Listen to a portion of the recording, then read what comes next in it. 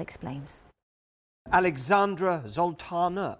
Zoltana? She sounds fruity. Wouldn't mind a date with her. In a few days' time, we open Whodunit Unrehearsed 3, which is a murder mystery spoof with a different celebrity inspector turning up at every performance. They wear an earpiece, they don't get to see the script, and they have no idea what's going on until they arrive and they're fed their lines. It may be one of North London's busiest theatres, but despite its popularity, the Park Theatre says, like many other spaces across the capital, it's facing some challenging times. Well, it used to be pre-pandemic we had to raise about £300,000 on top of box office to stay alive. Now that cost has gone up to £500,000, and it's almost an impossibility for a theatre of our scale to raise that amount of money. So the Whodunit show is a huge help towards our fundraising efforts. On a lavish train journey in the frozen wilderness, the tensions keep rising. Now actors including Gillian Anderson, David Baddiel and Benedict Cumberbatch have all given their time for free to support Whodunit.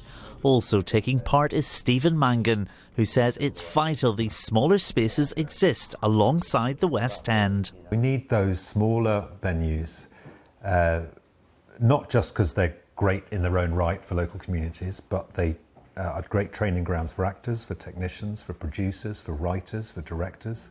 I spent the first 5 years of my career in small theatres around the country, and I'm not the only one who got a training in that way. But some smaller events and venues simply haven't been able to survive. Just last week, another much-loved festival announced its closure. The Vaults Festival used to put on a whole programme of shows in this labyrinth of tunnels underneath Waterloo Station. But last year they discovered it's set to be redeveloped and they were thrown out. We haven't been down here since roughly this time last year. Bosses there say they'd like to see an entire change in culture when it comes to supporting grassroots talent like theirs.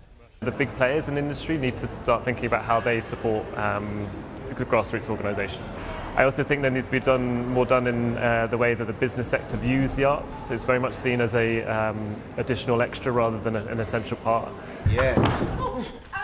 Like the show itself, no one quite knows what will happen next, but everyone at the park is hoping for a happy ending. Thomas Magill, BBC London.